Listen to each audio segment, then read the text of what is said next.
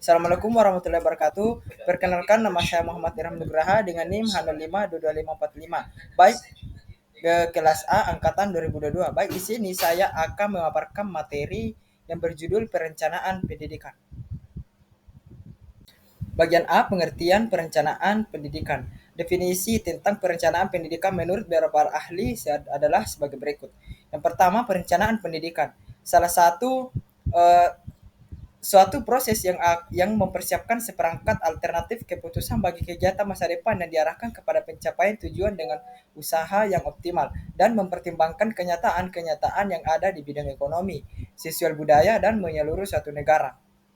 Yang kedua, perencanaan pendidikan adalah suatu proses intelektual yang berkesinambungan dalam menganalisis, merumuskan, dan menimbang, serta memutuskan dengan keputusan yang diambil harus mempunyai konsistensi atau taat asas internal yang berhubungan dengan secara sistematis dengan keputusan-keputusan lain. Bagian B, tujuan perencanaan pendidikan. Ada beberapa tujuan perlunya penyusunan suatu perencanaan pendidikan antara lain. Yang pertama, untuk standar pengawasan pola perilaku pelaksana pendidikan, yaitu untuk mencocokkan antara pelaksanaan atau tindakan pimpinan dan anggota organisasi pendidikan dengan program atau perencanaan yang telah disusun. Dua, untuk mengetahui kapan pelaksanaan perencanaan pendidikan itu diperlakukan dan bagaimana proses penyelesaian suatu kegiatan layanan pendidikan. Bagian C, tahapan perencanaan pendidikan. Ada beberapa tahapan yang semestinya dilalui dalam penyusunan perencanaan pendidikan antara lain. Satu, tahap need assessment. Pada tahap need assessment, yaitu melakukan kajian terhadap beragam kebutuhan atau tafsiran yang diperlukan dalam proses pembangunan atau pelayanan pembelajaran di setiap satuan pendidikan. Kajian awal ini harus cermat karena fungsi kajian akan memberikan masukan tentang satu, pencapaian program sebelumnya, dua, sumber daya apa yang tersedia, dan tiga, apa yang akan dilakukan dan bagaimana tentang ke depan yang akan dihadapi. Dua, tahap formulation of goals and objective. Pada tahapan ini yaitu perumusan tujuan dan sasaran perencanaan yang hendak dicapai. Bagian D, pendekatan perencanaan pendidikan. Pendekatan perencanaan pendidikan dapat dilakukan melalui beberapa cara. Berikut adalah beberapa pendekatan yang umum digunakan. Satu, pendekatan rasional. Fokus pada analisis data dan pengambilan keputusan berbasis bukti menggunakan metode kuantitatif untuk merumuskan kebijakan pendidikan yang efektif. Dua, pendekatan partisipatif. Mengajak semua pemangku kepentingan termasuk guru, orang tua, dan siswa untuk terlibat dalam proses perencanaan. Hal ini memastikan bahwa semua suara didengar dan kebutuhan yang beragam diperhatikan. Faktor yang mempengaruhi perencanaan pendidikan.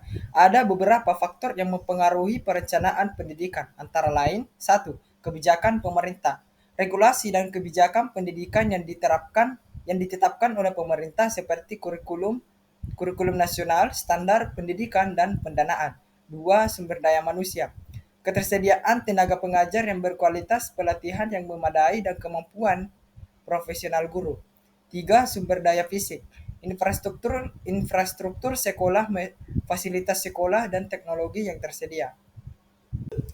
Bagian F, manfaat perencanaan pendidikan yang efektif. Satu, peramal atau forecasting. Perencanaan harus dapat meramalkan, memperkirakan waktu yang akan datang tentang keadaan pasar, perkembangan situasi konsumen, kemajuan teknik, dan kebijaksanaan pemerintah.